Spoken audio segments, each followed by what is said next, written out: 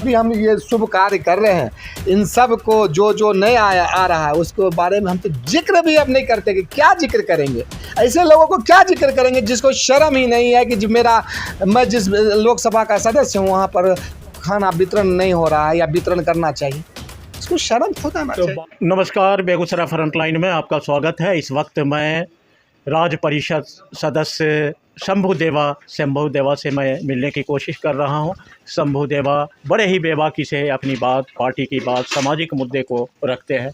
बेगूसराय ज़िला जो है बाढ़ और सुखाड़ से प्रभावित है। 7 प्रखंड में बाढ़ का प्रकोप, विनाशकारी बाढ़। इस बार गंगा का जलस्तर एकाएक बढ़ गया, जिससे 7 प्रखंड में बाढ़ का सामना करना पड़ रहा। लोग प्रलयंकारी बाढ़ से प्रभावित है।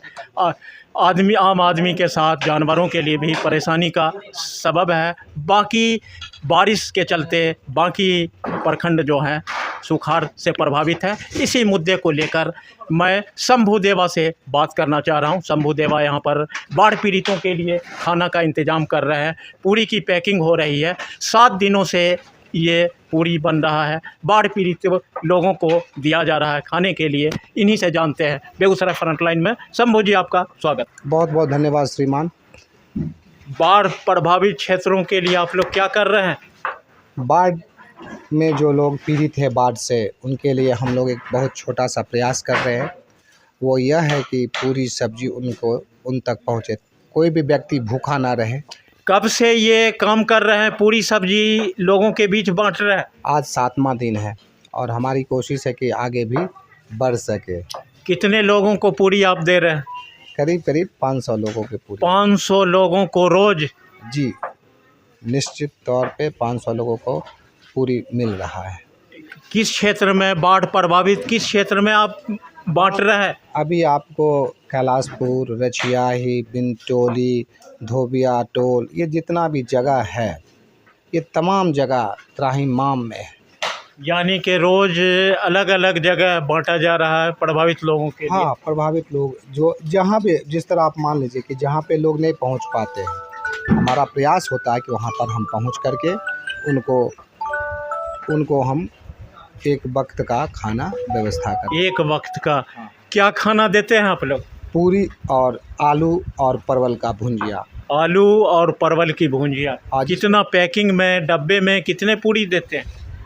करीब 6 पूरी, एग्जैक्ट 6 पूरी रहता है। और पूरी का साइज़ भी आप देख सकते हैं कि मिला जुला करके एक आदमी का पेट भर सकता है। ये जो आप 500 लोगों के लिए प्रतिदिन 7 दिनों से बाढ़ पीड़ितों के लिए सेवा कर रहे हैं, खाना पहुंचा रहे हैं, ये कहां से आ रहा है? ये कौन संस्था द्वारा काम कर रही? आप जानिए कि ये जनता के द्वारा हम लोगों को दिया जाता है। पहले शुरुआत में मैं, धीरज जी, रामू जी और एक पीयूष जी, ये तमाम लोगों ने अपने स्तर से पैसा व्यवस्था किया और उसके बाद हम लोगों ने पैसा लगा करके छोटे स्तर पे व्यवस्था किया। पैसा दिया दुकानदार को और उसके बाद दुकान से सामान लिया, कुछ उधार था और उसके बाद कहे कि जो भी होगा करेंगे, और हमने किया।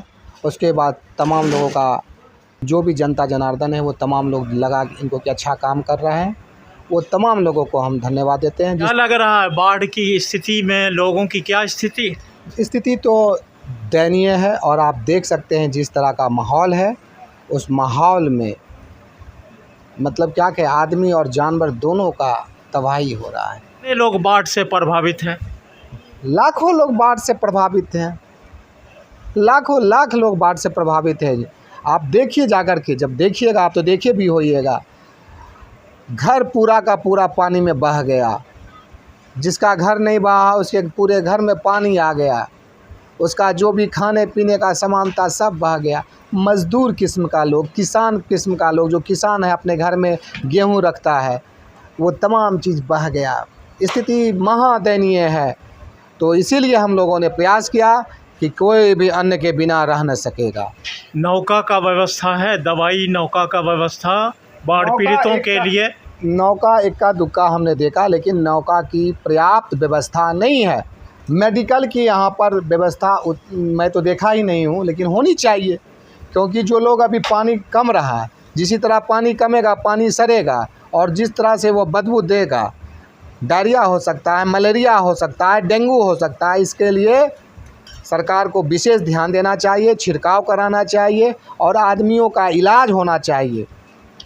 एक तरफ बाढ़ में फंसे हुए पानी में लोग, दूसरी तरफ रुक रुक कर बारिश और कड़ी तेज धूप, इससे लोग और प्रभावित हो रहे हैं। लोगों की ज़िंदगी नरकीय है। आप देखिए कि जो लोग किसी तरह छत पर गुजारा कर रहे हैं, अब बारिश होगा तो उसमें कैसे गुजारा। जनप्रतिनिधि आ रहे हैं, जनप्रतिनिधि आप तो देखे ही होइएगा, माननीय गिरिराज बाबू को कहाँ पे हैं, बांट रहे हैं, कहाँ पर नौका में घूम रहे हैं। आप देखे कहीं पे? नहीं देखे तो नहीं आ रहे हैं। ये गलती हमारी थी कि हमने गिरिराज सिंह को मतलब कि बेगूसराय की यह गलती थी कि गिरिराज को जिता दिया। माननीय गिरिराज बाबू जीते, जिसके कारण वो नहीं। और जनप्रतिनिधि जिले में जितने भी जनप्रतिनिधि हैं, आपको हम यही कहेंगे कि उनको अपने क्षेत्र में रहना चाहिए। और जनप्रतिनिधि, हर स्तर के जनप्रतिनिधि, विधायक हो, एमएलए हो, जिला परिषद चेयरमैन हो, जिला परिषद हो, प्रमुख हो, उप प्रमुख हो, मुखिया हो, पंचायत समिति हो, वार्ड पार्षद हो, मेयर हो, डिप्टी मेयर हो, वार्ड पार्षद हो, ये तमाम लोगों की जवाबदेही है कि आप हर एक जगह अपने लोगों का ख्याल रखिए। जो ऐसा नहीं करते हैं वह जनप्रतिनिधि कहलाने लायक नहीं है। ये साफ साफ। और अभी हम ये शुभ कार्य कर रहे हैं, इन सब को जो नहीं आ रहा है उसके बारे में हम तो जिक्र भी अब नहीं करते कि क्या जिक्र करेंगे। ऐसे लोगों को क्या जिक्र करेंगे जिसको शर्म ही नहीं है कि जो मैं जिस लोकसभा का सदस्य हूँ वहाँ पर खाना वितरण नहीं हो रहा है या वितरण करना चाहिए। इसको शर्म खुद आना चाहिए। तो बाढ़ और सुखाड़ के लिए केंद्रीय मंत्री ने मांग भी किया है जिले में। घर में बैठे हम भी मांग कर रहे हैं कि बिहार को मेट्रो दे दीजिए, बेगूसराय को मेट्रो दीजिए। घर में बैठे हुए हम भी मांग कर रहे हैं कि बिहार को विशेष राज्य का दर्जा दीजिए। बैठने से कुछ नहीं होता है, करना पड़ता है, लड़ना पड़ता है, तब कुछ होता है। क्या मांग करेंगे आप सरकार से? हम तो सरकार से मांग कर रहे हैं कि बिहार को विशेष राज्य की दर्जा दीजिए। नीतीश जी, जिसमें आपने कहा था कि बिहार को विशेष राज्य की दर्जा होना चाहिए, अभी तो आप केंद्र में भी हैं, राज्य में भी हैं, तो माननीय मुख्यमंत्री नीतीश कुमार जी, आप मोदी जी से बात करके बनवाइए विशेष राज्य बिहार को। क्या बेगूसराय को बाढ़ प्रभावित और सुखाड़ प्रभावित क्षेत्र घोषित होना चाहिए? बिल्कुल होना चाहिए। हमारी पार्टी लगी हुई है इस मांग के लिए। अगर कहीं बाढ़ पीड़ित बाढ़ क्षेत्र घोषित होगा तो उसमें हम अपने पार्टी का भी उसका योगदान होगा।